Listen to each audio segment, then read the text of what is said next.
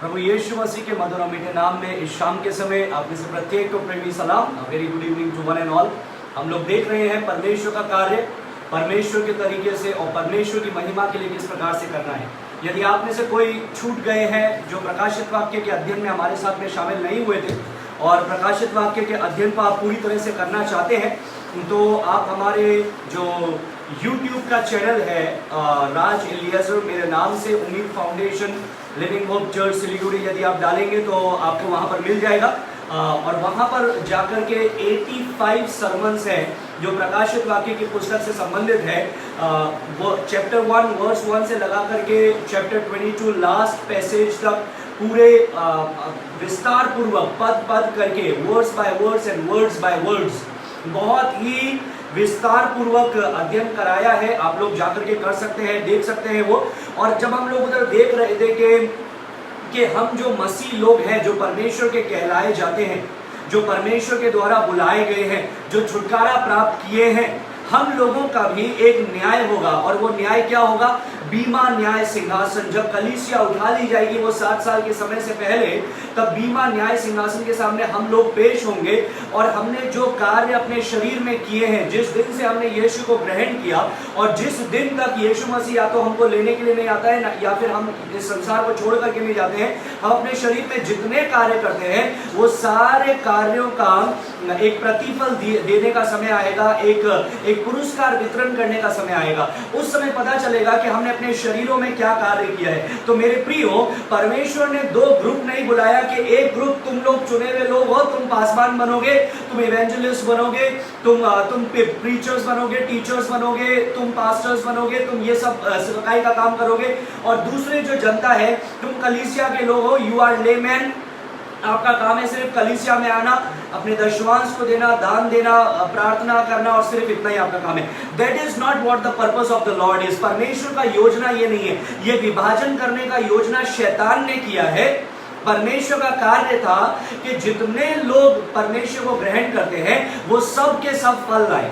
हर एक व्यक्ति के लिए, हर एक नए जन्मे मसीह के लिए महान आज्ञा है, जो कि है मैं अपने परमेश्वर से अपने संपूर्ण मन से, सामर्थ्य से, शक्ति से प्रेम करूं और अपने पड़ोसी से अपने समान प्रेम करूं। और दूसरा चीज है कि महान आदेश, और महान आदेश क्या है? सारे जातियों के लोगों को जाकर के चेला बनाने का काम प्रभु ने सौंपा है। ये सिर्फ पास्टर्स को, इवेंजलिस्ट को, लीडर्स को, डीकर्स को नहीं है, हर एक विश्वासी के लिए है। तो हम लोग देख रहे हैं कि परमेश्वर का कार्य परमेश्वर के तरीके से और परमेश्वर की महिमा के लिए कैसे करना है।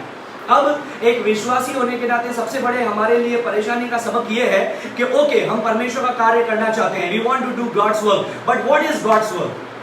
हम उसका कार्य करना चाहते हैं, लेकिन परमेश्वर का कार्य आखिर है क्या? पहला चीज हम लोग वो देख रहे हैं, परमेश्वर का कार्य है क्या? तो हम लोगों ने देखा परमेश्वर का कार्य है कि हम फल लाएं और हमारा फल बना रहे, जो कि है दूसरा विश्वासी। दूसरा चीज है परमेश्वर का कार्य किस प्रकार से करना है, परमेश्वर के तरीके से, उसको हम लोग विस्तार पूर्वक अध्ययन कर रहे हैं। और तीसरा चीज हम लोग देखेंगे कि परमेश्वर का कार्य किस लिए करना है, वो है उसकी महिमा के लिए। तो हम लोगों ने देखा था अलग अलग बातों को वचन से। और दूसरा कुरिन्थियों की पत्री हम लोग निकाल लेंगे, दूसरा कुरिन्थियों उसका दूसरा अध्याय, 2 Corinthians chapter 2, दूसरा कुरिन्थियों की पुस्तक उसका दूसरा अध्याय और उसके 12वें पद से 17वें पद तक हम लोग देख रहे हैं। और पौलुस के जीवन से हम लोग सीखने की कोशिश कर रहे हैं कि यदि मसीह का कार्य मसीह के तरीके से और मसीह के महिमा के लिए हम लोग करना चाहते हैं, तो 4 बातें हमारे जीवन में होना जरूरी है। I will repeat myself once again. If you and I want to commit the rest of our life for doing God's work, God's way, for God's glory, then these 4 things should be there in our life. ये 4 बातें आपके और मेरे जीवन में होना आवश्यक है। होना होगा, चलेगा नहीं, ये होना आवश्यक है।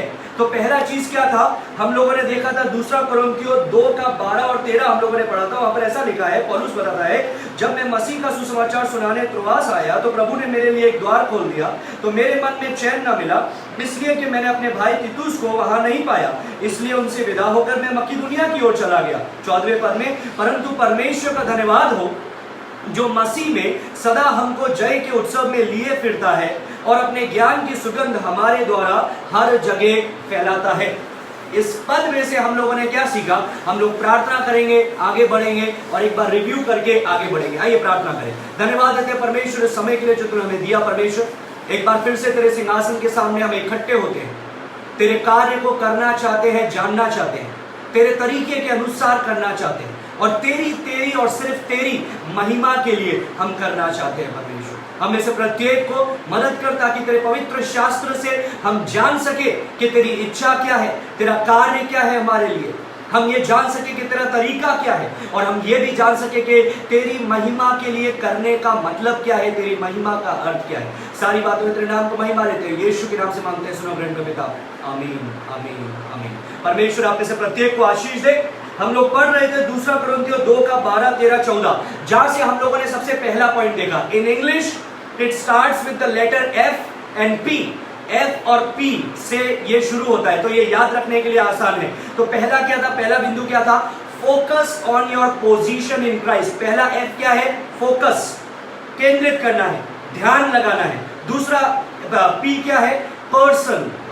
Position. Focus on your position in Christ. मसीह में अपनी स्थिति पर गौर देना है। मैंने आपको बताया था कि किस प्रकार से पौलुस एक विपत्ति के समय में था, समस्या के समय में था। वो सोच रहा था कि कोरिन्थ की कलीसिया इतनी बिगड़ चुकी है, आत्मिक रीति से बिगड़ चुकी है, सिद्धांतिक रीति से बिगड़ चुकी है, नैतिक रीति से बिगड़ चुकी है। उसने तीतुस के हाथ पहली पत्री भेजी, जो पहला कुरिन्थियों की पुस्तक है, वो उसने भेजी और उसने बोला जाकर के पढ़ना और लोगों की क्या प्रतिक्रिया होती है वो वापस आकर के त्रोआस में मुझे बताना। इसलिए अब 2 का 12 के अंदर वो त्रोआस में आ गया है, क्योंकि उसने ये निर्णय पहले से ले रखा था और वो त्रोआस में आकर के सुसमाचार प्रचार कर रहा है, क्योंकि पहला कार्य उसका यही था। प्रभु ने उसके लिए दरवाजा खोला, लेकिन उसके मन में चैन नहीं था, क्योंकि उसका दिल बार बार कोरिन्थ की कलीसिया के बारे में सोच रहा था और उसने अपने भाई तीतुस को या अपने आत्मिक संतान तीतुस को वो भेंट नहीं कर पाया। तो उसने क्या किया? वो वहां से निकल गया। सोचिए, इतिहास का सबसे बड़ा सुसमाचार प्रचारक, आई will repeat myself again, मैं फिर से अपने आप को दोहराऊंगा, इतिहास का सबसे बड़ा सुसमाचार प्रचारक जो सुसमाचार प्रचार कर रहा है, परमेश्वर ने अलौकिक रीति से द्वार को खोला, लेकिन उसके दिल में चैन नहीं है और उसके अंदरूनी निराशा के कारण या बेचैनी के कारण वो सेवकाई की खुली हुई अवसर को छोड़ करके मुखी दुनिया की ओर चला जाता है। इससे आपको और मुझे क्या पता चलता है मेरे प्रियो? हमको पता चलता है कि सेवकाई में ऐसा समय आएगा जब चढ़ाव का समय है, पहाड़ का समय है, आनंद का समय है, नदियों का समय है, आशीष का समय है। लेकिन सेवकाई में परमेश्वर का कार्य परमेश्वर के तरीके से परमेश्वर की महिमा के लिए यदि करना है तो ऐसा समय भी आएगा जो निर्जल समय है, निराशा का समय है, समस्याओं का समय है, अंधकारमय समय है। लेकिन ऐसी स्थिति में हमें क्या करना है? वही सबसे पहला चीज पौलुस ने हमको बताया। What did he said in verse number 14, 2 कुरिन्थियों 2 का 14 में पौलुस क्या बोलता है? परंतु परमेश्वर का धन्यवाद हो जो सदा सर्वदा हमें मसीह के साथ जय के उत्सव में लिए चलता है। वाह वाह, सदा सर्वदा आपकी परिस्थितियों पर आपका जय या आपकी विजय डिपेंड नहीं करती है। I will repeat myself again, गौर से सुनिए। आपके जीवन में क्या हो रहा है, क्या घटना हो रही है, क्या परिस्थितियों में आप हैं, आपके जीवन में क्या किस बातों का आप सामना कर रहे हैं, उन पर डिपेंड नहीं करती है आपकी सफलता। आपकी सफलता डिपेंड करती है यीशु मसीह में आप कौन है उस बात पर। ये यहां पर लिख रहा है, परिस्थिति अभी भी नहीं बदली, तीतुस को वो नहीं मिला अभी तक। कोरिन्थ की कलीसियाओं में के लिए जो बेचैनी थी वो अभी भी उसके दिल में है, लेकिन अब वो बेचैनी से हट करके एक चैन में, शांति में, आनंद में वो प्रवेश करता है। कब? जब वो अपनी निगाहों को सेवकाई से हटा करके परमेश्वर की ओर लगाता है, परिस्थितियों से हटा करके परमेश्वर की ओर लगाता है। आई एम सॉरी, परमेश्वर की ओर लगाता है। और ये हमको पहला पद वहां से मिला, that we have to focus on our position in Christ. If you and I want to do God's work, God's way, for God's glory, you and I have to focus on our position in Christ. यदि आप और मैं मसीह का कार्य मसीह के तरीके से, मसीह के महिमा के लिए करना चाहते हैं, सबसे पहला करना जरूरी है मसीह में अपनी स्थिति पर ध्यान केंद्रित करना है। वैसा ही हम लोगों ने दूसरा बात देखा था। दूसरा चीज क्या है? 14वें पद के अंतिम में वो लिखता है, और अपने ज्ञान की सुगंध हमारे द्वारा हर जगह फैलाता है। पहला क्या था? मसीह में अपनी स्थिति पर ध्यान देना। दूसरा क्या है? Be the fragrance of the person of Christ. दूसरा एफ, फ्रेग्रेंस। दूसरा पी, पर्सन। पहला एफ, फोकस। पहला पी, पोजीशन। सो पहला एफ, पहला पी क्या था? Focus on your position. दूसरा एफ, दूसरा पी क्या है? Be the fragrance of the person of Christ. मसीह के व्यक्तित्व की सुगंध हमें बनना है। मसीह के व्यक्तित्व की सुगंध हमें बनना है। वाव, वंडरफुल वर्ड। परमेश्वर यहां पर बता रहे हैं मेरे प्रियो कि परमेश्वर आपके द्वारा, आपके शरीरों से, आपकी परिस्थितियों में, आप जिस जगह पर है उस जगह पर अपनी ज्ञान की सुगंध आपके जीवन से बिखेरता है। वाव, वंडरफुल वंडरफुल वंडरफुल। तो मैंने आपको बताया that as we live our life as a living sacrifice, जब आप और मैं अपने जीवन को बिताएंगे एक जीवित बलिदान करके, हमारा जीवन जो है वो मसीह के ज्ञान की सुगंध हर जगह बिखेरने लग जाएगा। हालेलुया। ये हर किसी के जीवन से वो सुगंध नहीं बिखेरती है। कई लोग कैसे हैं जो अपनी ही गंध को बिखेरते हैं, और अपनी गंध क्या है? शरीर की गंध क्या है? पाप। वो सुगंध नहीं है मेरे प्रियो, वो दुर्गंध है। You might have thought, right? Some people they stink. कुछ लोग जो है उनमें से बदबू आती है। I'm not saying बदबू का मतलब जो नाक से सूंघते हैं वो, लेकिन कुछ लोग ऐसे हैं जो जब मुंह खोलते हैं कुछ नेगेटिव ही है, जब बोलते हैं कुछ नेगेटिव ही है। हम हिंदी में बोलते हैं ना, जब मुंह खोलेंगे ताना ही मारेंगे, है ना? जब मुंह खोलेंगे ताना ही मारेंगे। But what you and I have to do, आपको और मुझे क्या करना है? जब हम अपने जीवन को एक जीवित बलिदान करके मसीह के सामने रख देते हैं, उस वेदी पर चढ़ा देते हैं, तो मसीह की सुगंध हमारे जीवन से निकलने लगती है।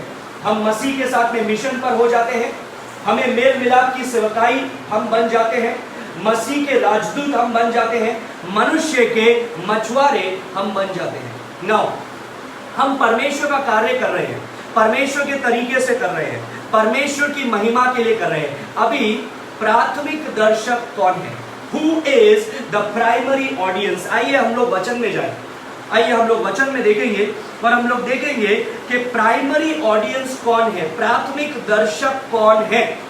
14वें पद के बाद में 15वें पद में लिखा है, क्योंकि हम परमेश्वर के निकट, हालेलुया, अंडरलाइन दैट वर्ड, क्योंकि हम परमेश्वर के निकट, for we are to God the fragrance of Christ. यही 15वां पद बोलता है। फिर से मैं पढ़ूंगा, क्योंकि हम परमेश्वर के निकट, उद्धार पाने वालों और नाश होने वालों दोनों के लिए मसीह की सुगंध है।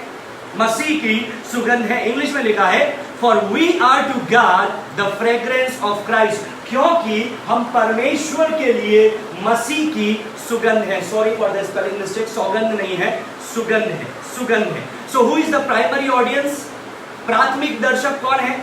जब आप अपने जीवन से मसीह का कार्य, मसीह के तरीके से, मसीह की महिमा के लिए करते हैं, तो प्राथमिक दर्शक कौन है? किसके लिए आप करते हैं? God is the primary audience according to this passage. पौलुस इस पद के अनुसार बताता है कि हमारा प्राथमिक दर्शक परमेश्वर है।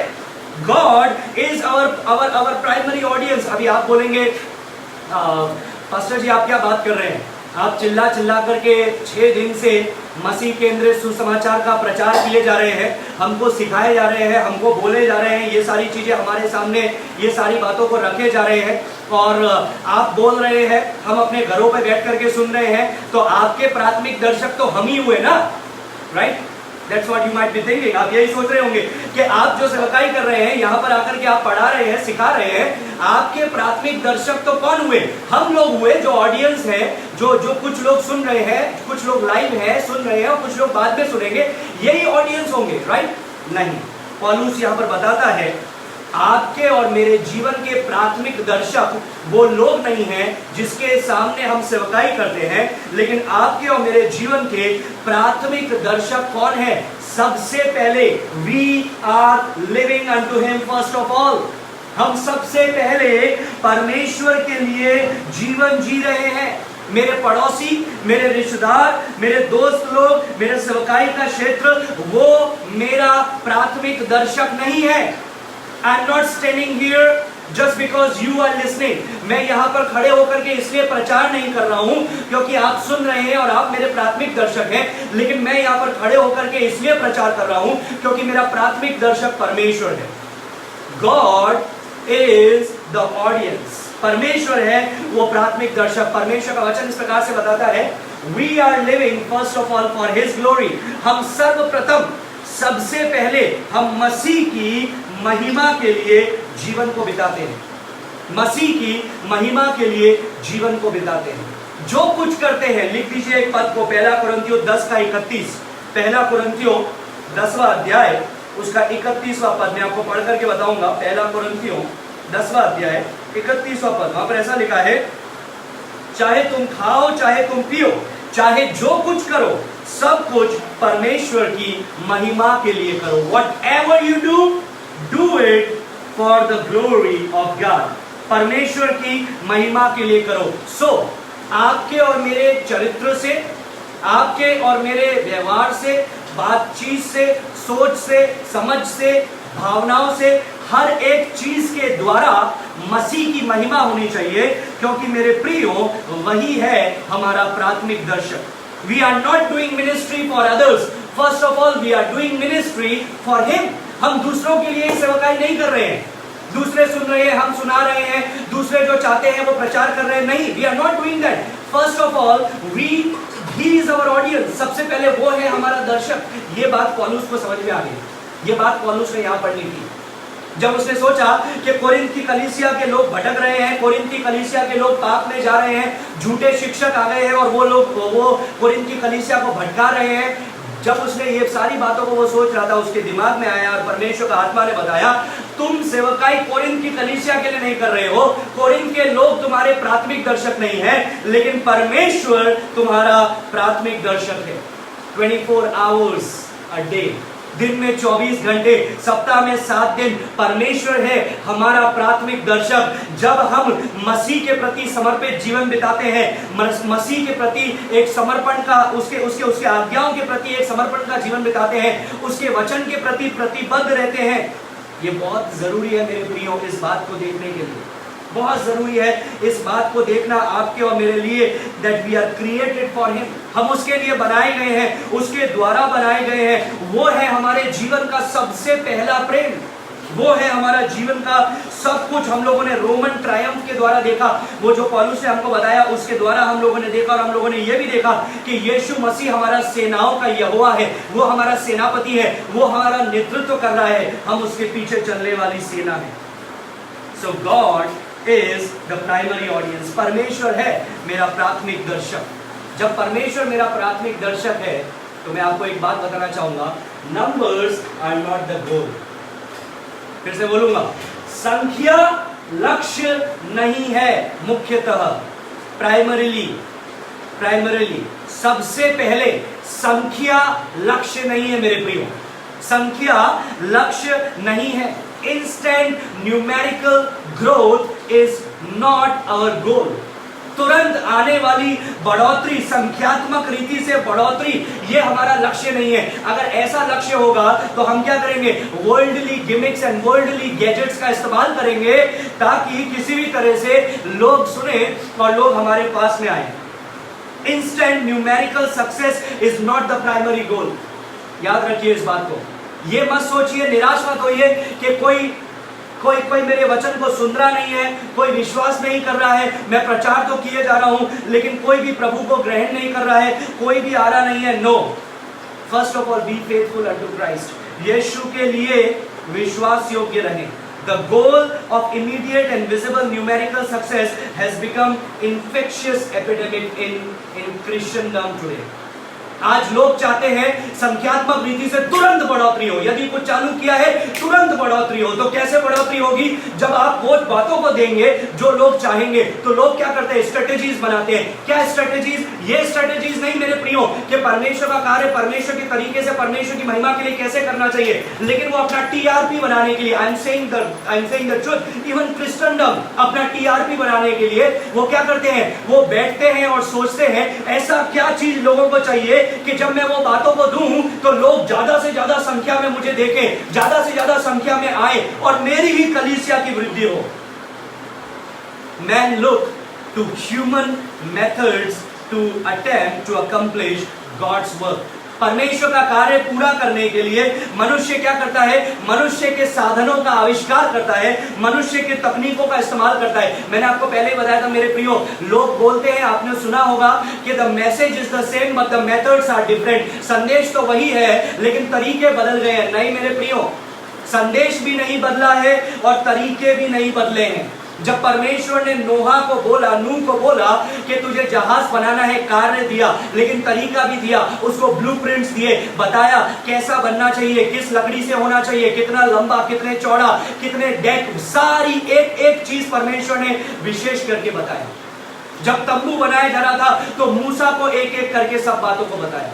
जब मंदिर बनाया जा रहा था तो परमेश्वर ने उसके कारीगरों को बताया, परमेश्वर ने अपने लोगों को बताया कि ये मंदिर कैसे बनना चाहिए। तो सोचिए, जब आप और मैं परमेश्वर का आत्मिक भवन का निर्माण कर रहे हैं, आत्मिक भवन को बना रहे हैं, क्या परमेश्वर बोलेगा तुम अपने तरीकों का इस्तेमाल में लो?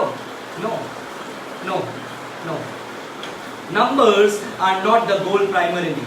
सर्वप्रथम लक्ष्य संख्या नहीं है। Being pleasing to him is the primary goal। हमारा लक्ष्य क्या है? अगर संख्या लक्ष्य नहीं है तो हमारा लक्ष्य क्या है? हमारा लक्ष्य है परमेश्वर को प्रसन्न करना।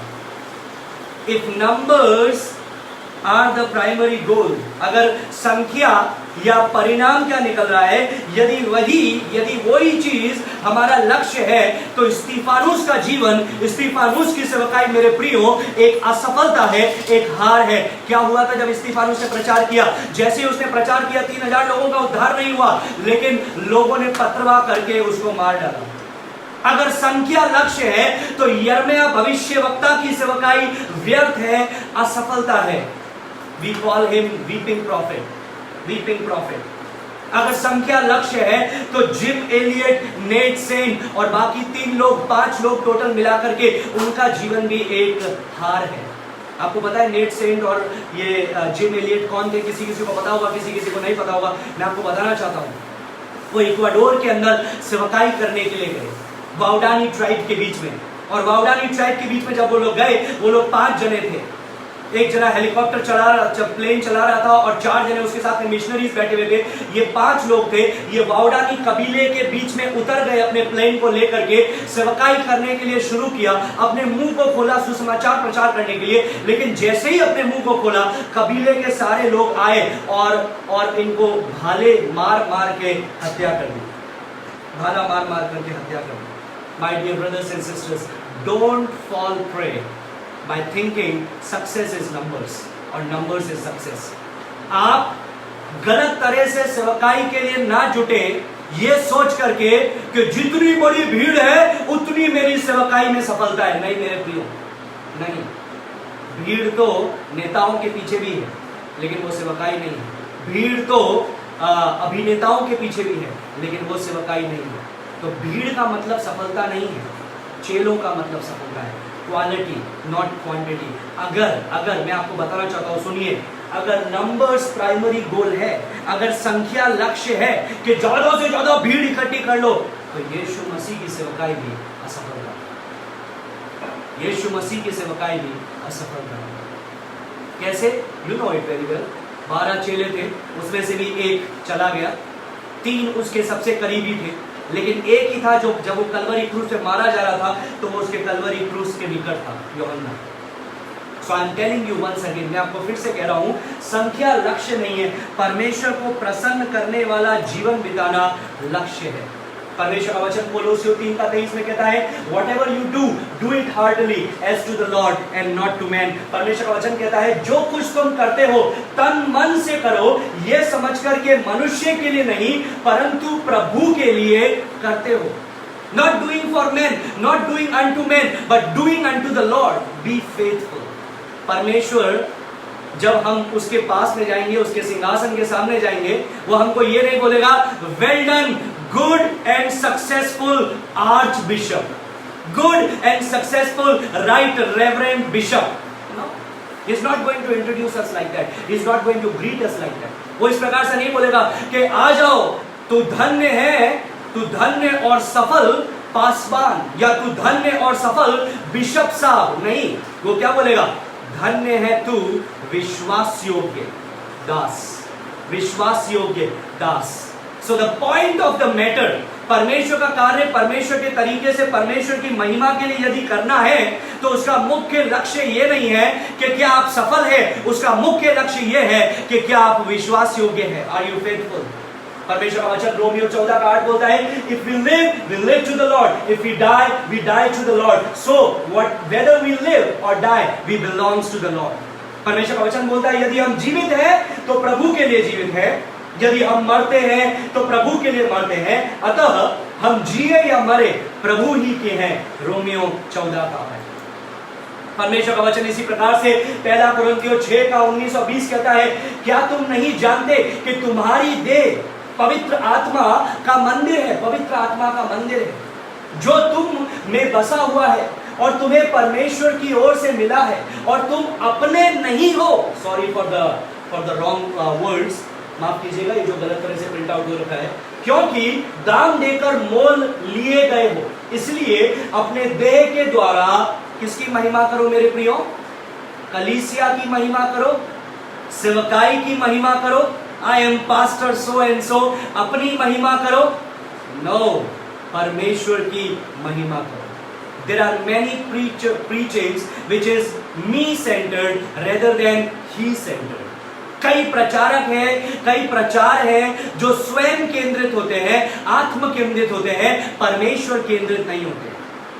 परमेश्वर का वचन बताता है, क्या तुम नहीं जानते कि पवित्र आत्मा तुम में बसा है, तुमको परमेश्वर की ओर से वो दिया गया है, तुम दाम लेकर के खरीदे गए हो, तुम अपने नहीं हो, तुम इसलिए दाम देकर के खरीदे गए हो कि तुम परमेश्वर को प्रसन्न करने वाला जीवन बिताओ। इसी प्रकार से फिलिपियों 1 का 21 में पौलुस कहता है, for to me to live is Christ and to die is gain. वो क्या कहता है?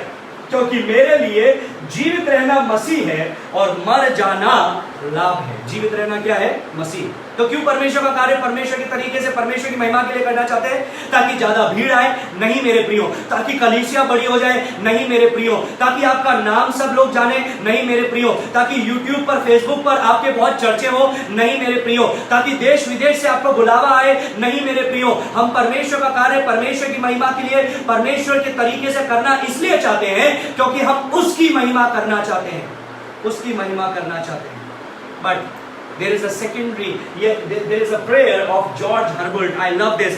George Herbert की एक प्रार्थना है, teach me my God and King in all things be to see, and what I do in anything to do it as for thee. Wonderful, wonderful words. क्या बोलता है वो? मुझे सिखा हे मेरे परमेश्वर एवं राजा कि मैं हर वस्तु में तुझे देखूं, हर वस्तु में तुझे देखूं। इसका मतलब ये नहीं है कि पेड़ भी परमेश्वर है और ये सब परमेश्वर नहीं। इसका मतलब ये है कि हर कार्य में मैं तुझे देखूं, जो भी मैं कार्य कर रहा हूं उसको मैं तेरे लिए करूं, और यदि कुछ करूं तो ऐसे करूं मानो तेरे लिए करूं।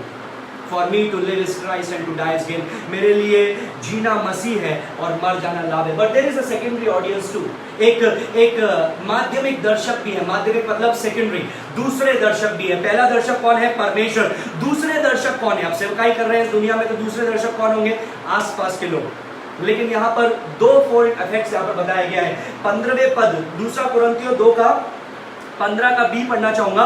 वहां पर ऐसा लिखा है, क्योंकि हम परमेश्वर के निकट उद्धार पाने वालों और नाश होने वालों दोनों के लिए मसीह की सुगंध है।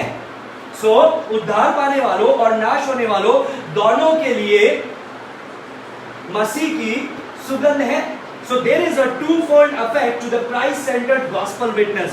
मसीह केंद्रित सुसमाचार जब आप प्रचार करते हैं, मसीह केंद्रित गवाह बनते हैं, जब आप परमेश्वर का कार्य परमेश्वर के तरीके से परमेश्वर के लिए महिमा के लिए करते हैं, तो उसके दो प्रभाव होते हैं।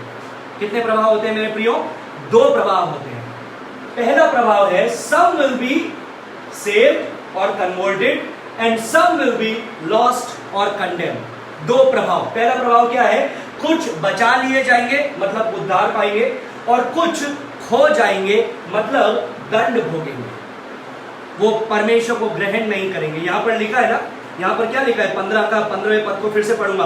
क्योंकि हम परमेश्वर के निकट, दो जातियों को सुनिए, उद्धार पाने वालों और नाश होने वालों दोनों के लिए मसीह की सुगंध है। याद है आपको, वो मैंने आपको रोमन ट्रायम्फेंट एंट्री बताया था, रोमन ट्रायम्फेंट प्रोसेशन बताया था, रोम का वो जय जयकार करता हुआ जो जुलूस बताया था। और उसके अंदर क्या होता है, उसके अंदर दो सेना मैंने आपको बताई थी। एक सेना कौन सी है, जो बंदवाई में पड़ी हुई है, जो दुश्मन की सेना है, वो हारी गई है, वो नाश होने के लिए लेकर के जा रहे हैं, दंड देने के लिए उनको लेकर के जा रहे हैं, बंधनों में जकड़े हुए हैं।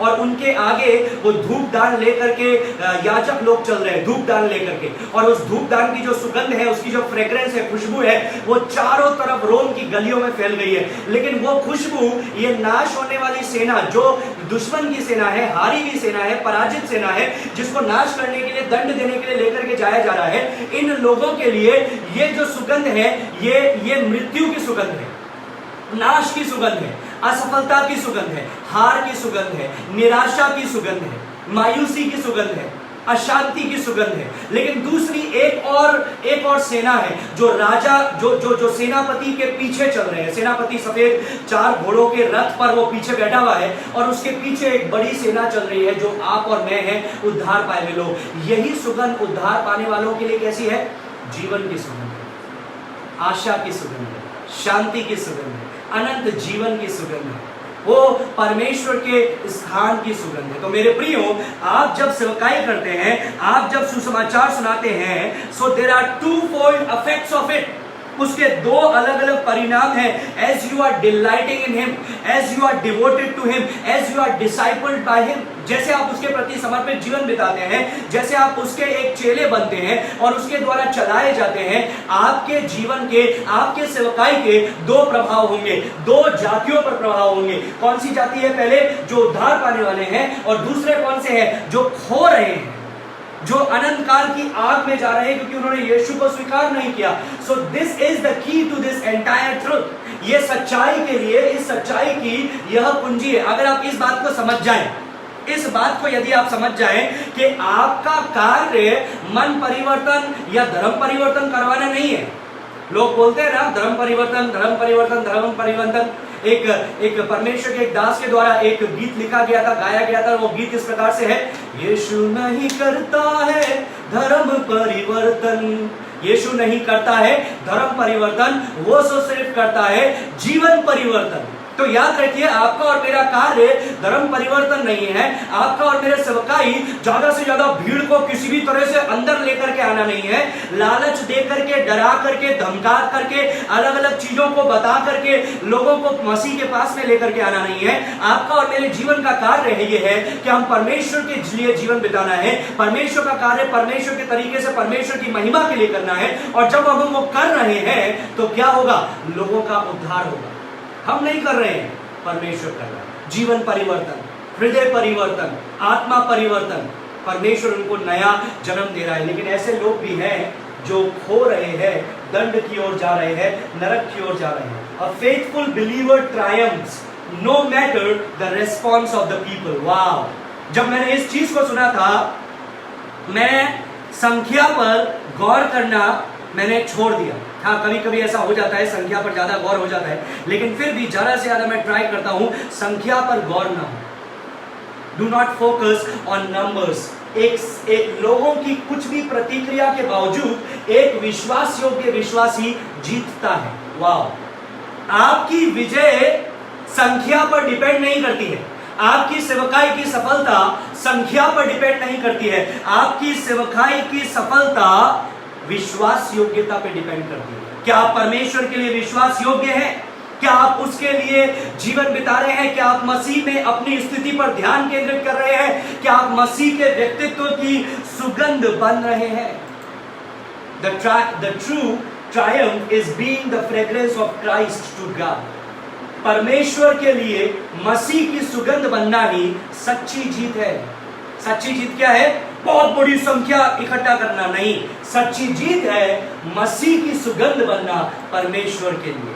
मसीह की सुगंध बनना परमेश्वर के लिए। As I am living holy and acceptable sacrifice unto God, जैसे मैं परमेश्वर के लिए एक जीवित, पवित्र और स्वीकार्य बलिदान हूं, जिस प्रकार से आप और हम परमेश्वर की उस जय में चल रहे हैं, परमेश्वर को प्रसन्न करने वाले जीवन को बिता रहे हैं, परमेश्वर के प्रति अपने जीवन को पूरी तरह से रख रहे हैं, by placing the totality of our life unto his disposal, परमेश्वर के लिए, परमेश्वर के सामने अपने संपूर्ण जीवन को जब हम समर्पित कर रहे हैं, not only choosing to do God's will but also delighting while doing God's will, सिर्फ परमेश्वर की इच्छा को पूरा करने के लिए नहीं चुनते हैं, लेकिन परमेश्वर की इच्छा को पूरा करना आपके और मेरे जीवन का आनंद का स्रोत बनता है। Hallelujah, that is victory. No matter what the people response, चाहे लोग कैसे भी प्रतिक्रिया करें, उससे फर्क नहीं पड़ता है।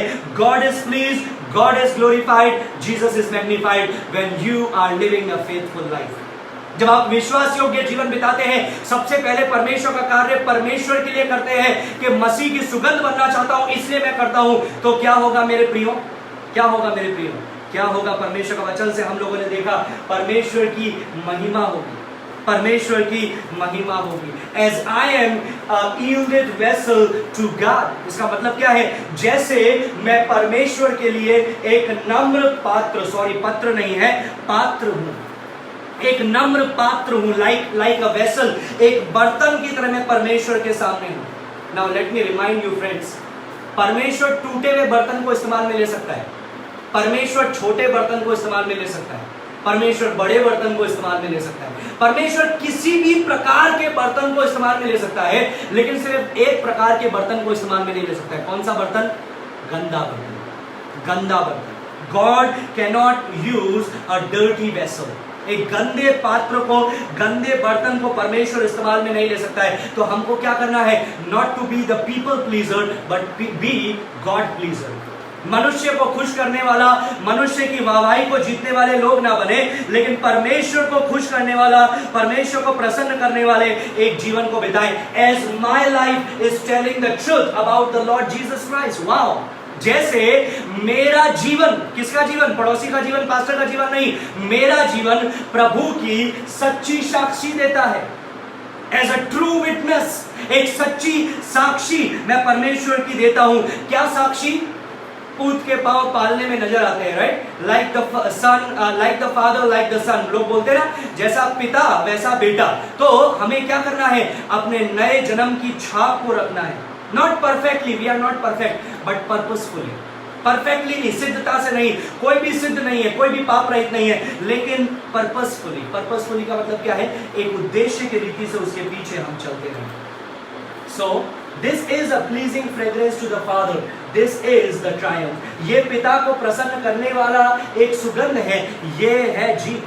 क्या है जीत? God is glorified when your life manifests the fragrance of the knowledge of Jesus, no matter the response of people. इसका मतलब है लोगों की कुछ भी प्रतिक्रिया हो, लोगों की कुछ भी प्रतिक्रिया के बावजूद जब आपका और हमारा जीवन यीशु के ज्ञान की सुगंध को प्रकट करता है, फैलाता है, तभी और सिर्फ तभी परमेश्वर की महिमा होती है, परमेश्वर की महिमा होती है। Let me give you an example.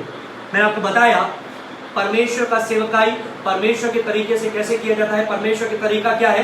पहला चीज, by you and I living Jesus centred life. जब आप और मैं मसीह केंद्रित जीवन बिताते हैं, मसीह में अपनी स्थिति पर ध्यान देते हैं, मसीह के सुगंध बनते हैं, परमेश्वर को प्रसन्न करने वाले जीवन को बिताते हैं। दूसरा चरण क्या है? दूसरा चरण है लोगों को जब देखते हैं, लोगों के लिए प्रार्थना करते हैं, खोए हुए लोगों के लिए प्रार्थना करते हैं। और तीसरा चीज क्या है? मसीह केंद्रित सुसमाचार सुनाते हैं। स्वर्ग केंद्रित नहीं, चंगाई केंद्रित नहीं, शांति केंद्रित नहीं, सफलता केंद्रित नहीं, जीवन के लिए, आपके जीवन के लिए परमेश्वर की बहुत अच्छी योजना है, योजना केंद्रित नहीं, लेकिन मसीह केंद्रित संदेश जब हम प्रचार करते हैं। और चौथी बात क्या है? चौथी चीज क्या है? चौथी चीज है जब हम बाकी चीज परमेश्वर के ऊपर छोड़ देते हैं, कि परमेश्वर अपने कार्य को अपने ढंग से अब परमेश्वर पूरा करे। मैं आपको एक कलीसिया के बारे में बताना चाहता हूँ। Maranatha Baptist church in Cuba, there is a place called Holguin. Holguin एक जगह है, वहां पर मारानाथा बैप्टिस्ट चर्च एक था, है अभी भी। वो मारानाथा बैप्टिस्ट चर्च के लोगों ने अपने क्षेत्र के खोए हुए लोगों को जीतने के लिए, परमेश्वर ने उन्हें बोझ दिया कि सारे जगत के लोगों को चेला बनाओ, और उनको जीतने के लिए उन्होंने क्या किया? उन्होंने 40 दिन उपवास रख के प्रार्थनाएं की। प्रार्थनाएं की, मसीह केंद्रित जीवन बिताया लोगों के सामने, मसीह केंद्रित लोगों के सामने एक अपने जीवन से एक गवाही दी, मसीह के लिए एक अच्छा चरित्र प्रकट किया लोगों के सामने, प्रार्थनाएं की।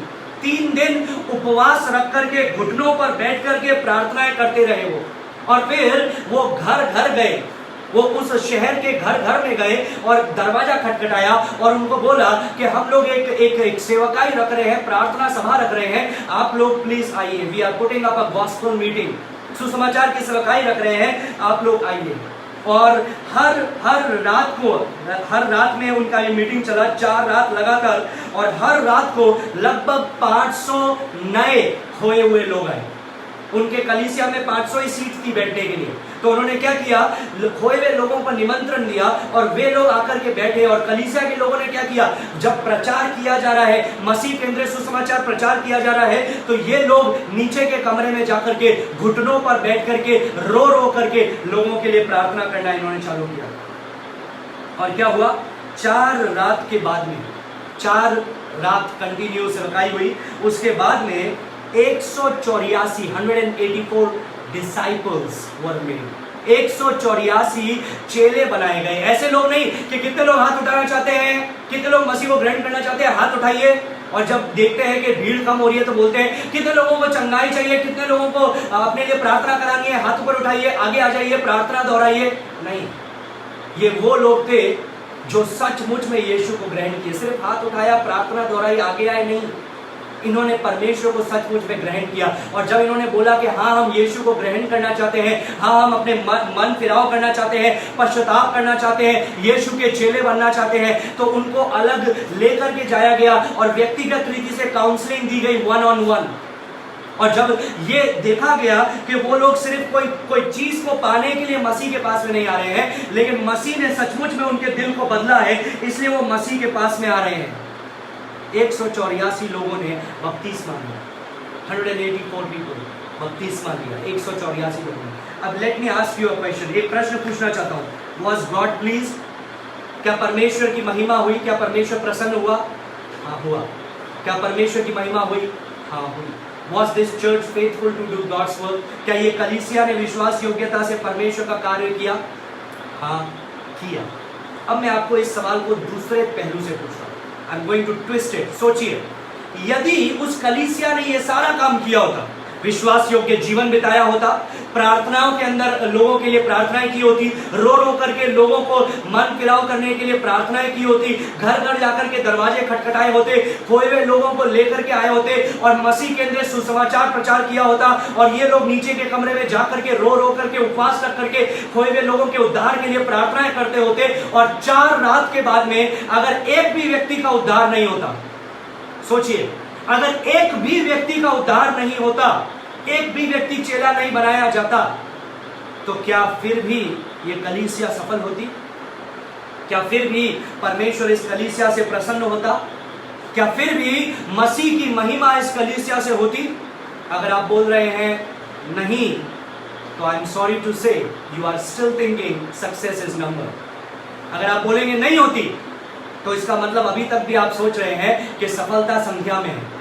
लेकिन अगर आप बोल रहे हैं हाँ होती, क्योंकि इनके लिए जो कार्य दिया गया है, परमेश्वर ने जो इनको करने के लिए बोला है, हमको करने के लिए बोला है, वो इस कलीसिया ने विश्वास योग्यता से किया। लोग आए या नहीं आए, ये परमेश्वर का और लोगों का लुकआउट है, ये आपका कार्य नहीं है। You are not there to convince people, you are not there to do the conviction. आप वहां पर अंगीकार करवाने के लिए नहीं है, वो कार्य पवित्र आत्मा का है, आप प्रचार करने के लिए, प्रचार करने के लिए। So God is glorified no matter what the response, no matter what the response।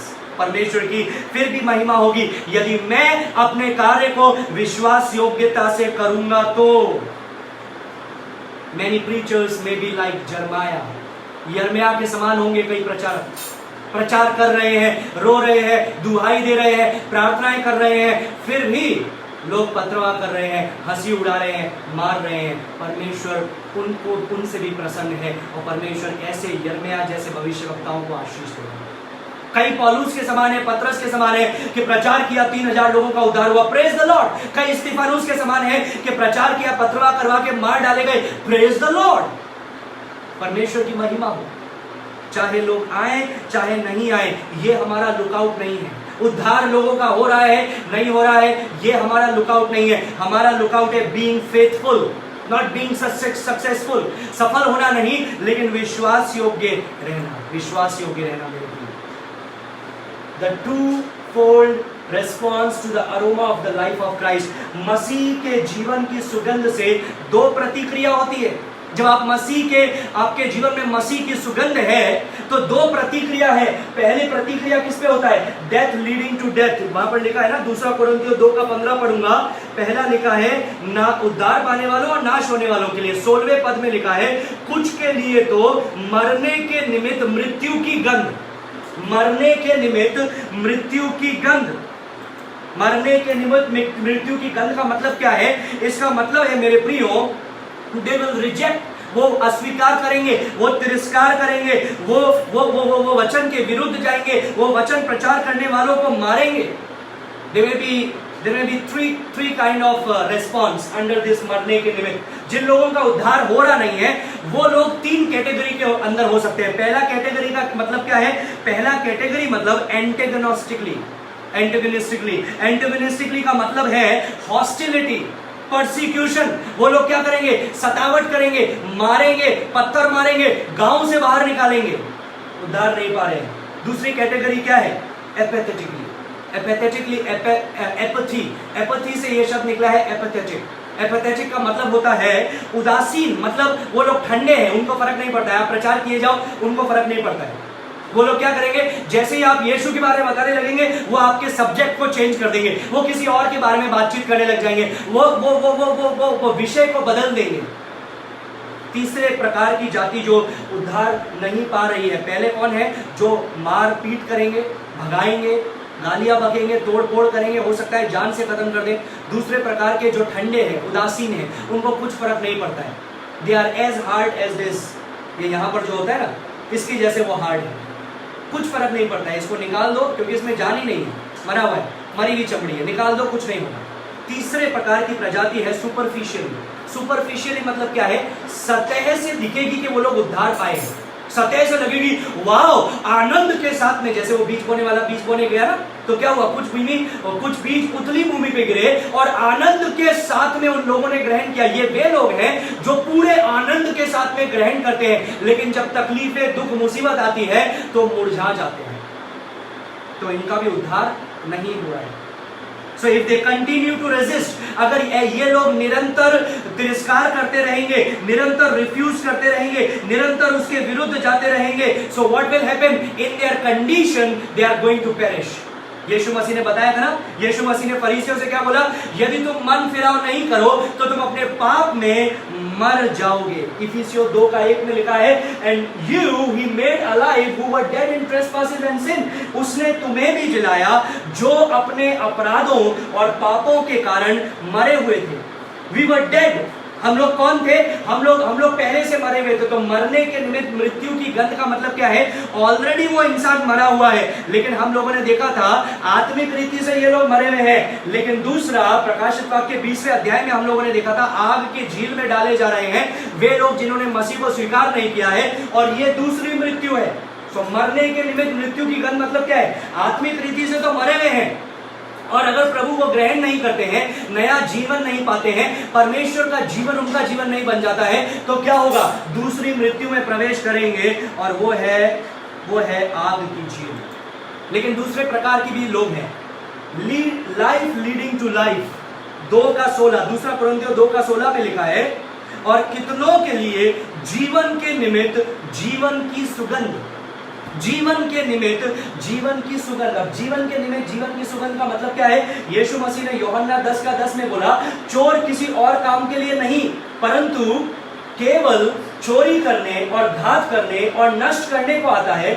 मैं इसीलिए आया हूं कि वे जीवन पाए और बहुतायत से जीवन पाए। वाह वाह, as your and my life, जैसे आपका और मेरा जीवन मसीह की सुगंध बनता है, जैसे आप और मैं मसीह के सुसमाचार की सच्चाई को बताते हैं, जिस प्रकार से आप और मैं व्यक्तिगत रीति से पूरे भावना के साथ में, प्रार्थनाओं के साथ में, व्यक्तिगत प्रार्थनाओं के साथ में हम जब प्रचार करते हैं, कई लोग आत्मिक मृत्यु से जीवन में प्रवेश करते हैं, आत्मिक अंधेपन से प्रकाश में प्रवेश करते हैं और आत्मिक बंधुआई से, गुलामी से, पाप की गुलामी से स्वतंत्र हो जाते हैं।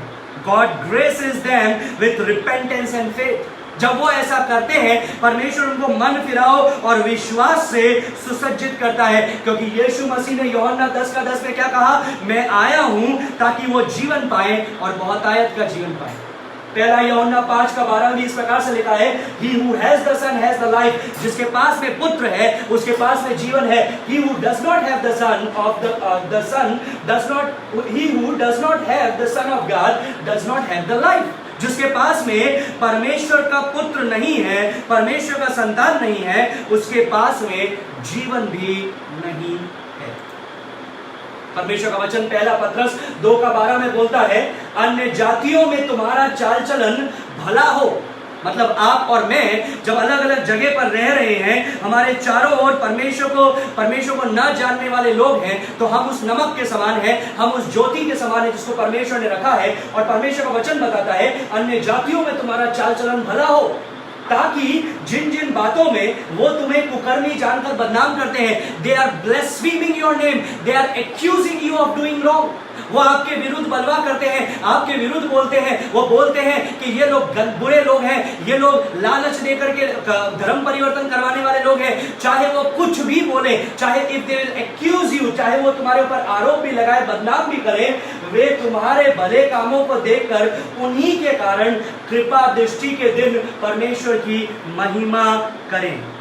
इंग्लिश में लिखा है, they may see your good deeds and glorify God on the day he visits us. On the day he visits us. Other translation it says on the day of his visitation. उसका कृपा दृष्टि का दिन। तो ये कृपा दृष्टि का दिन क्या है मेरे प्रियो? ये वो दिन नहीं है जिस दिन यीशु मसीह बादलों पर आएगा, लेकिन ये वो दिन है जब यीशु मसीह हमारे जीवन में नए जन्म को देता है और वो हमसे भेंट करता है, व्यक्तिगत रीति से हमसे भेंट करता है। आपको याद होगी परमेश्वर का वचन जिस प्रकार से हमें बताता है, let me go back, let me back up for a little while.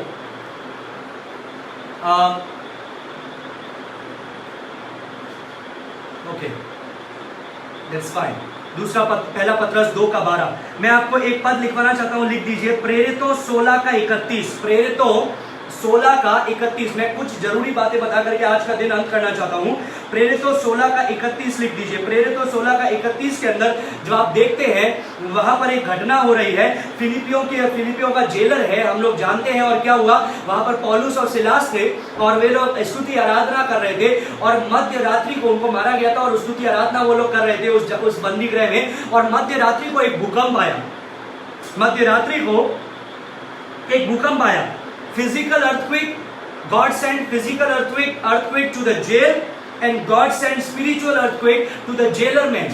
परमेश्वर ने क्या किया, एक शारीरिक भूकंप लाया उस बंदी गृह में, एक आत्मिक भूकंप लाया उस सूबेदार के जीवन में, फिलिपियों के सूबेदार के जीवन में। और क्या हुआ, एक बड़ा भूकंप आया, आप उस कहानी को जानते हैं। और भूकंप आने के बाद में परमेश्वर ने क्या किया, उसको उद्धार दिया।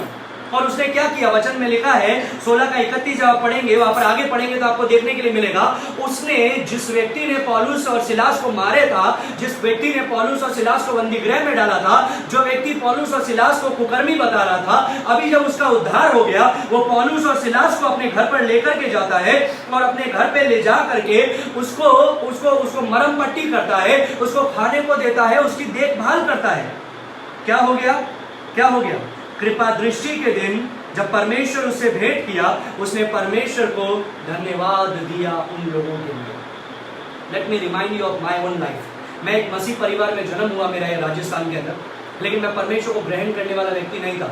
17 साल तक मैंने अपने जीवन में परमेश्वर से मैं भागता रहा, परमेश्वर से मैं दूर था।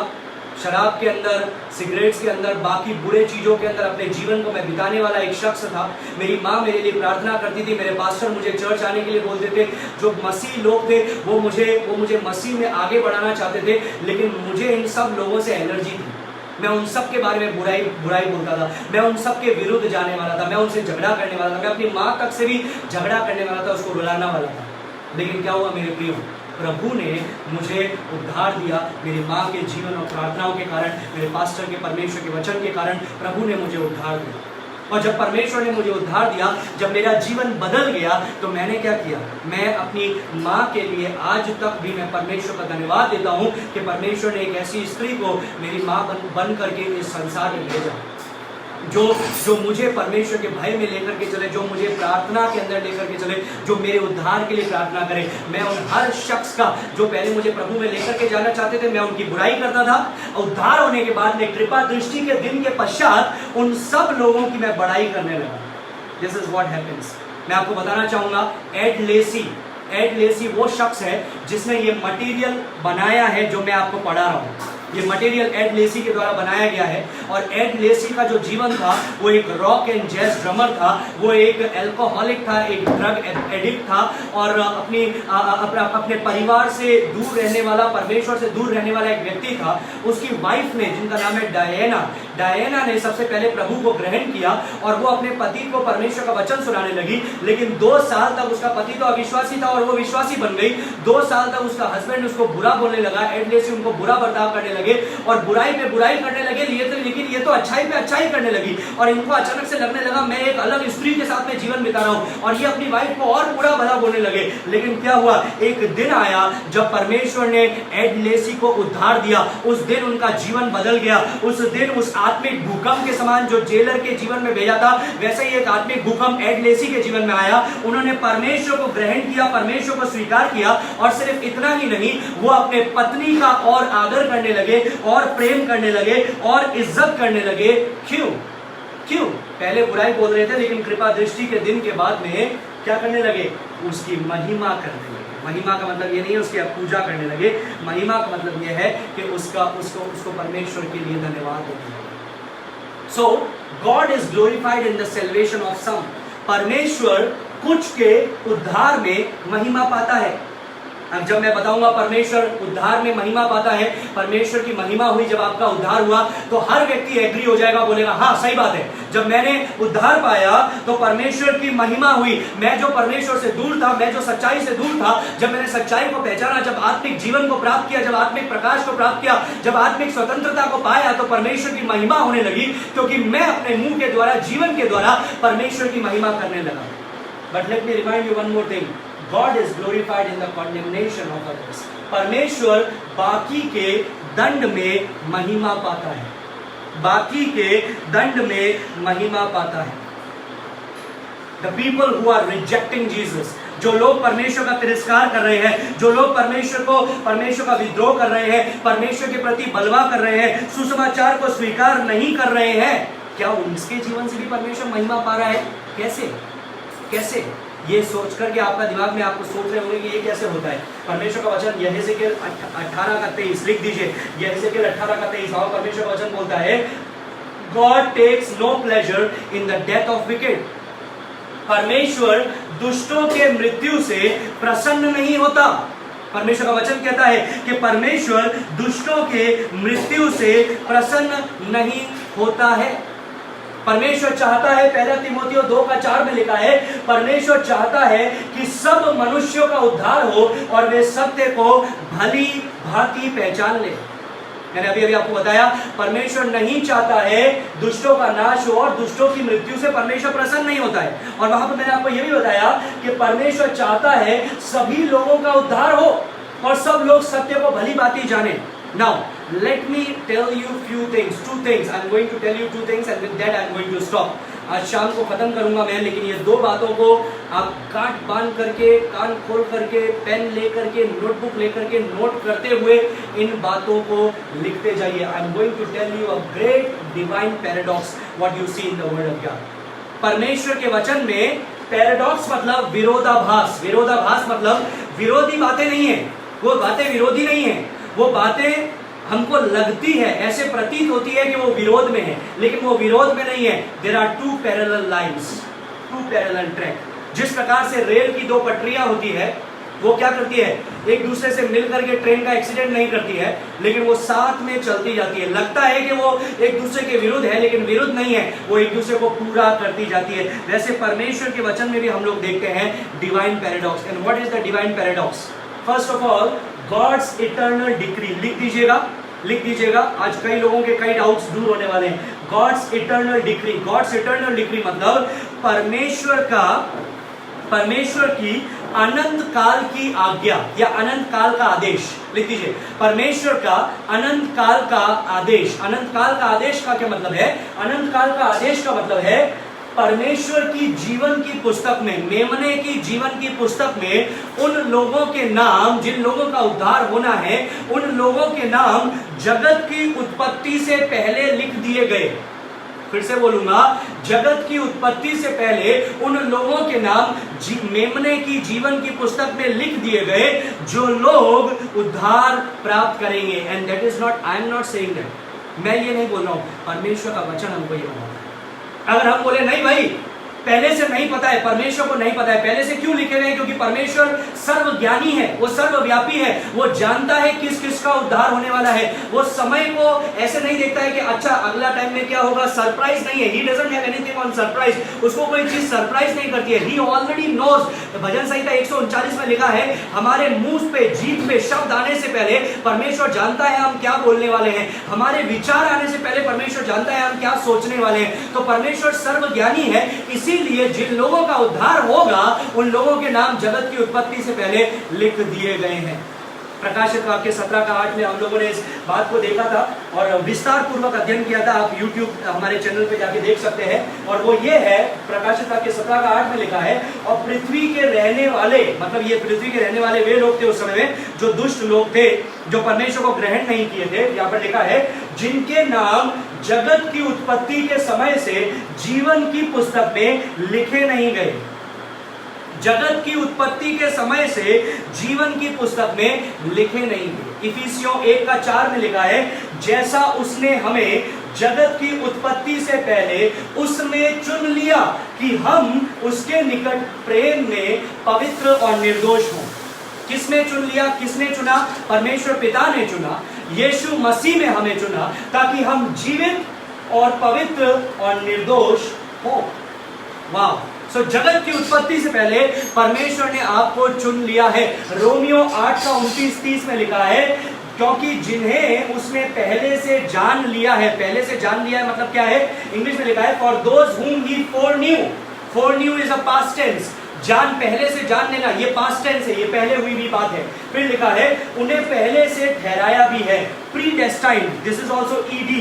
ईडी मतलब पास्ट टेंस, ये भी पहले हो चुकी है। पहले से वो जान लिया है, पहले से ठहराया है कि उसके पुत्र के स्वरूप में हो, ताकि हम बहुत भाइयों में पहलोटे ठहरे। फिर जिन्हें उसने पहले से ठहराया है उन्हें बुलाया भी है, बुलाया भी है। और जिन्हें बुलाया है उन्हें धर्मी भी ठहराया है, और जिन्हें धर्मी ठहराया है उन्हें महिमा भी दी है। वाह! प्रोफाउंड वर्ड्स, बहुत ही गहरे शब्द। इंग्लिश में लिखा है, whom he foreknew, जिसको उसने पहले से जान लिया। दूसरी जाति कौन है? जब वो परमेश्वर के सामने आएंगे, परमेश्वर वो बोलेंगे, क्या हमने तेरे लिए ये नहीं किया, वो नहीं किया, प्रभु प्रभु। और यीशु मसीह उन्हें बोलेगा, मैंने तुम्हें कभी नहीं जाना। लेकिन आप और मैं, हमको उसने पहले से जान लिया है। कब जान लिया? जगत की उत्पत्ति से पहले। उसने हमको पहले से ठहराया है कि उसके पुत्र की सदृश बने। बहुत सारे भाइयों में हम एक भाई ठहरे। और फिर जिसको उसने पहले से ठहराया है उसको उसने बुलाया भी है। अब बुलाया कब हुआ? ये तो जगत की उत्पत्ति से पहले है, लेकिन ये आपके और मेरे लिए प्रैक्टिकल कब हुआ? जब आपने और मैंने यीशु को ग्रहण किया। उसे बुलाया, और जिसे बुलाया उसे धर्मी ठहराया, जस्टिफाइड। और जिसको जस्टिफाई किया उसको ग्लोरीफाइड। ग्लोरीफाइड कब होने वाले हैं? जब हम परमेश्वर के संग जाएंगे, मसीह में के साथ में उठा लिए जाएंगे। जब हम मसीह आएगा और हम उठा लिए जाएंगे, या हम इस संसार को छोड़ करके उसके सम्मुख जाएंगे, तब हम ग्लोरीफाइड बॉडी को पाएंगे, महिमित देह को प्राप्त करेंगे हम लोग तब। तो परमेश्वर का वचन बताता है, परमेश्वर के सामने हम ऑलरेडी महिमित हो चुके हैं। इसलिए इफिसियों 1 के अंदर लिखा है कि मसीह में परमेश्वर ने हमें ऊंचे स्थानों में बिठाया है, स्वर्गीय स्थानों में बिठाया है। So God is not keeping his finger crossed. परमेश्वर अपनी उंगली को क्रॉस करके नहीं बैठा है कि क्या ये जो भाई ने उद्धार पाया है क्या ये अंत तक ठहरे रहेगा, क्या ये मेरे संग आएगा, क्या ये अंत तक धीरज धरे रहेगा। नहीं, उसको जगत की उत्पत्ति से पहले पता है कि किस लोगों का उद्धार होने वाला है। कैसे पता है? क्योंकि वो सर्वज्ञानी है, वो सर्वज्ञानी है। आइए हम लोग आगे बढ़ेंगे और परमेश्वर के वचन से देखेंगे। दूसरा चीज है, पहला है उसकी अनंत काल का आदेश। और अनंत काल का आदेश क्या है? उसने पहले से नाम लिख दिए गए हैं कि किनका उद्धार होने वाला है। क्यों? क्योंकि उसको पहले से पता है कौन लोग उसको ग्रहण करेंगे। दूसरा बात है गॉड्स अर्नेस्ट डिजायर। दूसरी चीज है परमेश्वर की तीव्र इच्छा। लिख दीजिए, परमेश्वर की तीव्र इच्छा। पहले परमेश्वर का अनंत काल का आदेश, दूसरा परमेश्वर की तीव्र इच्छा। और परमेश्वर की तीव्र इच्छा क्या है मेरे प्रियो? लूका 19:41 से 44 लिख दीजिएगा। लूका 19:41 से 44 में इस प्रकार से लिखा है कि जब यीशु निकट आया तो नगर को देखकर उस पर रोया। किस नगर को देख करके? यरूशलेम के नगर को देख करके वो रोया। क्यों रोया वो? और कहा क्या ही भला होता कि तू ही इस दिन में कुशल की बातें जानता, परंतु अब वे तेरी आंखों से छिप गई हैं, क्योंकि वे दिन तुझ पर आएंगे कि तेरे बैरी मोर्चा बांधकर तुझे घेर लेंगे और चारों ओर से तुझे दबाएंगे और तुझे और तेरे बालकों को जो तुझ में है मिट्टी में मिलाएंगे और तुझ में पत्थर पर पत्थर भी न छोड़ेंगे, क्योंकि तूने उस अवसर को जब मुझ पर कृपा दृष्टि की गई ना पहचाना। Now what is the word saying to us here? परमेश्वर का वचन यहाँ पर आपको और मुझे क्या बता रहा है? यीशु मसीह उस नगर को देखता है और उसके आंखों से आंसू बहने लगते हैं। इंग्लिश में लिखा है he wept। हिंदी में लिखा है वो रोया, लेकिन एक्चुअली में जो ग्रीक लैंग्वेज में लिखा गया है वो लिखा है वो विलाप करने लगा। he wailed मतलब अनकंट्रोलेबल टीयर्स। उसको कोई कंट्रोल नियंत्रण नहीं कर सकता, ऐसे वो रो रहा था। क्यों रो रहा था? क्योंकि वो देख पा रहा है कुछ बातों को। किन बातों को देख पा रहा है? वो देख रहा है कि 70 एडी के अंदर परमेश्वर ने ये अनुमति दिया है कि 70 एडी में रोमी साम्राज्यपति एम्परर टाइटस तितुस राजा वहां पर आएगा, यरूशलेम के नगर को नाश करेगा, यहूदियों को नाश करेगा। 10 लाख से भी ज्यादा यहूदी, I am going to tell you once again, 10 lakh से भी ज्यादा यहूदी मौत के घाट उतारे जाएंगे। क्या बच्चे, क्या बड़े, क्या बुजुर्ग, क्या स्त्री, क्या पुरुष, क्या जानवर, सबको वध किया जाएगा। उस जगह को जला दिया जाएगा। उस जो यरूशलेम का मंदिर है उसको नाश किया जाएगा, उसको जलाया जाएगा, उसके सोने को पिघाल करके निकाला जाएगा। क्यों? ये सब क्यों? क्योंकि उन्होंने यीशु को ग्रहण नहीं किया और उन्होंने बोला कि हमें बराब्बास दे दो, यीशु नहीं। और जब यीशु का क्या किया जाए बोला तो उन्होंने बोला इसका लहू हमारे पर और हमारे बच्चों पर होने दो। और यही चीज होने वाली है। सो परमेश्वर उसको देख सकता है, यीशु उसको देख सकता है, क्योंकि वो सर्वज्ञानी है। वो उसको देख सकता है कि 70 एडी में ऐसा हो रहा है। तो जो वो देख रहा है उसके कारण उसकी आंखों पर असर पड़ा और वो रोने लगा। He began to weep. Jesus looked over the city of lost sinner. यीशु मसीह ने उस नगर को देखा जो खोए हुए लोगों से भरा हुआ था। His eyes affected his heart. उसकी आंखों ने उसके दिल पर प्रभाव डाला। जब उसकी आंखों ने वो शहर देखा उसका दिल दुखी हुआ। And then in turn his heart affected his eyes. फिर क्या हुआ? उल्टा हुआ। उसके दिल में जो वो सोच रहा है, दुख हो रहा है, उसके कारण उसकी आंखों से आंसू बहने लगे। चार्ल्स स्पर्जन ने इस प्रकार से बोला, it is my wish that every single person in this country will be saved. If it is your wish also, how could it will not be so God's wish? उसने इस प्रकार से बोला, ये मेरी इच्छा है कि सब लोग बचाए जाए और ये तुम्हारी भी इच्छा होगी कि सब लोग बचाए जाए। यदि तुम्हारी और मेरी इच्छा है तो परमेश्वर की इच्छा कितनी ज्यादा है कि सब लोग बचाए जाए। रोमियो 9:1-3 में पौलुस इस प्रकार से बोलता है, मैं मसीह में सच कहता हूं, मैं झूठ नहीं बोल रहा। मेरे विवेक भी पवित्र आत्मा में गवाही देता है कि मुझे बड़ा शोक है और मेरा मन सदा दुखता रहता है, क्योंकि मैं यहां तक चाहता था कि अपने भाइयों के लिए जो शरीर के भाव से मेरे कुटुंबी है, स्वयं ही मसीह से शापित हो जाता है। दूसरे शब्दों में क्या बोल रहा है पता है? वो बोल रहा है, अगर मेरे नरक जाने से मेरे भाई लोग, मेरे नगर के लोग उद्धार पा सके, तो मैं नरक में जाने के लिए भी तैयार हूं। इट इज नॉट पॉसिबल, लेकिन उसका दिल का भाव ऐसा है। इतना शोक, इतनी पीड़ा किन लोगों के लिए? उन लोगों के लिए जो उसको मार रहे हैं, उन लोगों के लिए जो उसको सता रहे हैं, उन लोगों के लिए जो उसके विरुद्ध बोल रहे हैं, उन लोगों के लिए जो उसको बंदी गृह में डाल रहे हैं, उन लोगों के लिए जो उसको षड्यंत्र रच रहे हैं परमेश्वर और उसको मार डालने के लिए। You know what we can understand from here? God has an eternal decree. परमेश्वर का एक अनंत काल का आदेश है। वो जानता है किसका उद्धार होने वाला है, वो जानता है किसका उद्धार नहीं होने वाला है, लेकिन परमेश्वर की एक तीव्र इच्छा भी है। और उसकी इच्छा क्या है? सब लोगों का उद्धार। ये उसकी इच्छा है, क्योंकि he is merciful God, क्योंकि वो प्रेम करने वाला, दया दिखाने वाला परमेश्वर। So we have to balance these two thoughts. हमें इन दोनों को बैलेंस करना जरूरी है हमको बैलेंस करना। These are eternal decree and earnest desire. These are two parallel line. ये एक parallel lines की जैसे है, ये एक दूसरे के विपरीत नहीं है, लेकिन ये कई बातों को बताने वाला है। Now, I'm going to tell you tomorrow कि जो लोग परमेश्वर को रिजेक्ट करते हैं, जो लोग मसीह के सुसमाचार को अस्वीकार करते हैं, वे भी परमेश्वर की महिमा का प्रदर्शन होने से रोक नहीं सकते। परमेश्वर की महिमा का प्रदर्शन होने से रोक नहीं सकते। I am going to teach you this tomorrow. कल शाम को हम लोग इसको पढ़ेंगे, अध्ययन करेंगे, और आप सभी को परमेश्वर आशीष दे इन वचनों के द्वारा। आप मसीह में अपनी स्थिति पर ध्यान केंद्रित करें, मसीह के व्यक्तित्व की सुगंध बने। That is your work, my work. और इसके जब हम ऐसा करते हैं तो उसके दो प्रतिक्रिया होती है। पहला प्रभाव क्या है? उन लोगों पर जो मरने के निमित्त मृत्यु की गंध, दूसरा जीवन के निमित्त जीवन की सुगंध। तो परमेश्वर हम में से प्रत्येक को आशीष दे वचनों के द्वारा। Let us pray. धन्यवाद देते हैं परमेश्वर इस समय के लिए जो तूने हमें दिया। धन्यवाद देते हैं परमेश्वर ये अच्छी बातों को जो तेरे वचन से हम लोगों ने सीखी। होने दे परमेश्वर कि हमारा जो लक्ष्य है वो संख्या ना होने पाए, सफलता ना होने पाए, लेकिन विश्वास योग्यता होने पाए और तुझे प्रसन्न करना होने पाए। सारी बातों तेरे नाम को महिमा देते हैं। जब तक हम कल फिर से नहीं मिलते, हमें से प्रत्येक के जीवनों में तू आशीष देने पाए। यीशु नासरी के नाम से मांगते हैं, सुनो भेंट करते हैं। आमीन, आमीन, आमीन। परमेश्वर आपके प्रत्येक को आशीष दे। Thank you very much. God bless you.